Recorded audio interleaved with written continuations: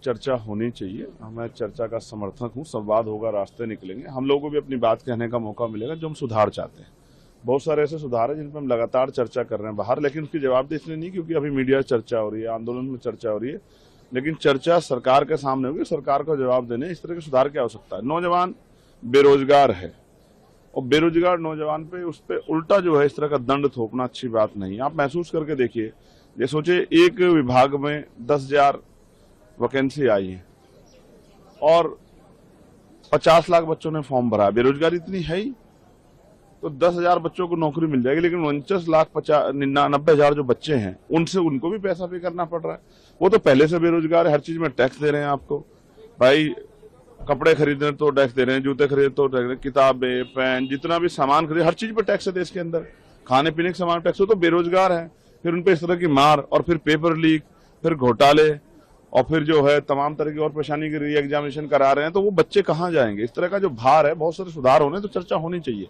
आज 2 बजे के बाद कह रहे हैं समय तो चर्चा होगी, चाहे रात भर चर्चा हो, लेकिन जवाबदेही सुनिश्चित होनी चाहिए। चर्चा होगी तो सरकार को अपनी बात रखने का मौका मिलेगा। तो हम तो चर्चा के पक्षधर हैं, लेकिन चर्चा में जवाब देना पड़ेगा कि जो गोलियां चली हैं अपने ही देश के बच्चों के साथ इस तरह का दुर्व्यवहार क्यों हुआ, हिंसक व्यवहार क्यों हुआ। और आपने देखा स्टैंपर्ड हो जाता है, छोटी सी जगह डंडों से पीट रहे हैं, आप आंसू गैस के गोले छोड़ रहे हैं, आपने उनकी सांस लेना दुर्बल कर दिया।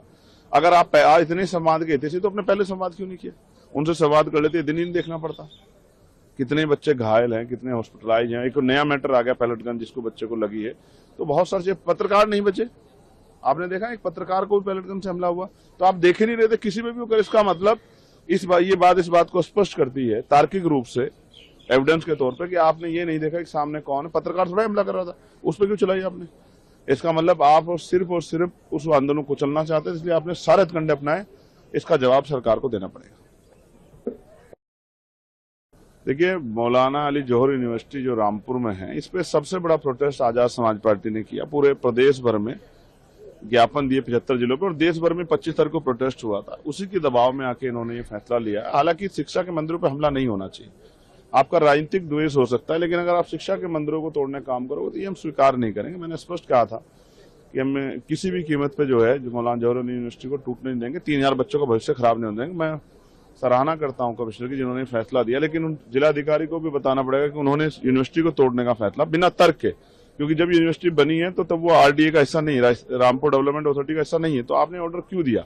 ये पूरा ऑर्डर जो है राजनीतिक ऑर्डर था, और इसके पीछे जो है यूनिवर्सिटी को बर्बाद करने की मंशा थी। हम कामयाब नहीं होने देंगे। मैं उत्तर प्रदेश सरकार को बताना चाहता हूँ।